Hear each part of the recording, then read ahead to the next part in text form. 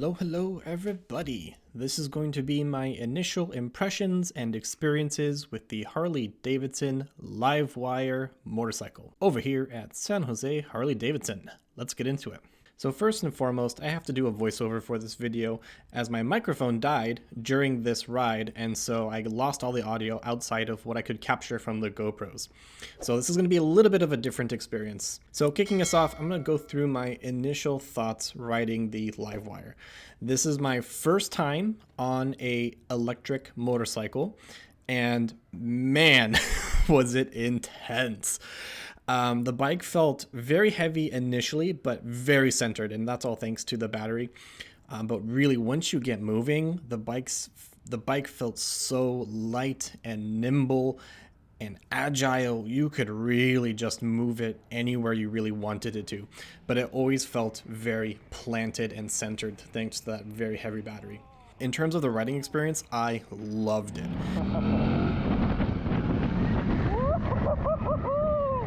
It was simple, extremely streamlined, very relaxed in a way where you don't have to really deal with the vibrations. You can just enjoy the ride.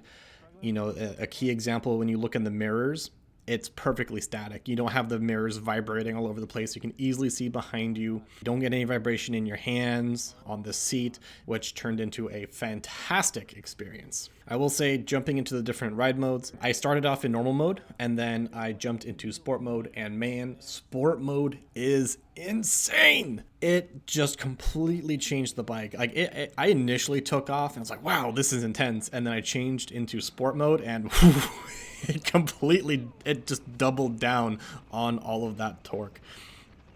You know, it really felt like one of those amusement park rides where it just takes you straight up and just drops you straight down. It literally just felt like that. Like I felt like my stomach just came out and was 2 miles behind me within a flash.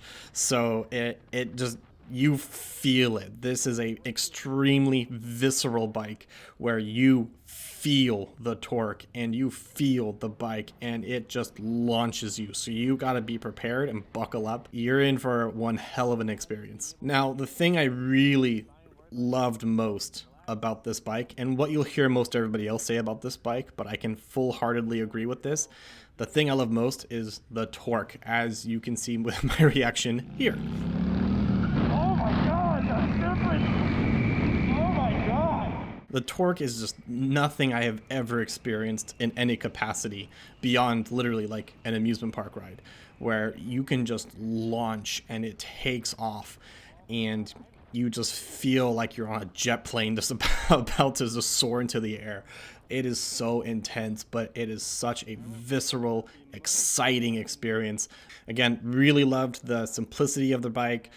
You don't have to worry about the clutch. You don't have to worry about most anything. It's just brakes and throttle. Like you can literally distill the bike down to those two controls, and you can have a very fun and enjoyable experience. You can just twist the throttle and go and brake when you need to, and it's going to be a fantastic experience.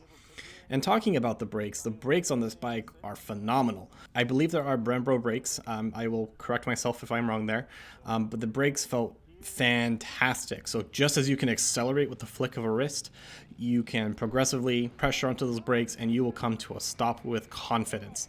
So there was never a time where I felt like, oh my god, I'm going too fast and I can't stop in time. You could stop very quickly if you needed to, and the bike would be able to handle that. In terms of the ergonomics, everything felt very good, felt very planted, felt like it was where it needed to be. I wouldn't necessarily go on this bike for longer rides, nor would you be able to anyway, but for short rides, for the type of riding that this bike is designed for, everything felt so good, and the brakes in particular felt very, very, very strong.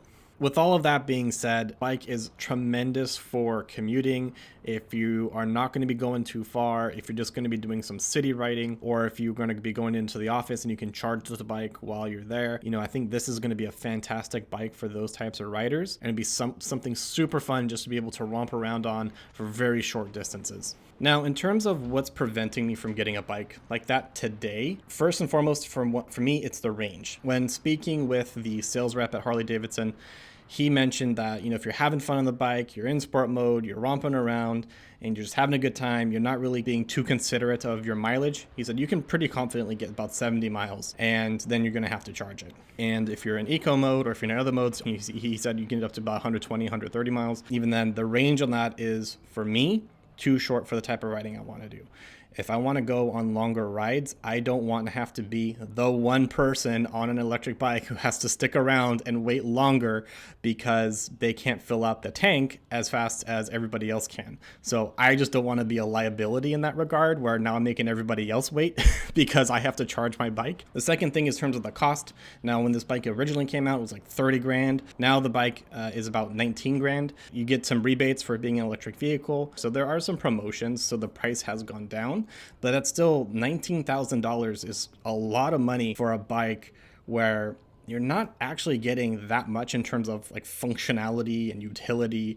It's just a really powerful electric bike. It's two wheels on a massive battery. That's pretty much what you're getting for this. In terms of, the type of riding you could do on a sport bike versus what you could do with an electric bike, 19,000 can get you a tremendous amount of sport bike, or even any other type of bike for that matter. Here, you're really paying a premium to be on that electric vehicle model. As I alluded to a little bit earlier, the main thing that's a consideration for me and for why I'm not getting it is just the recharge time.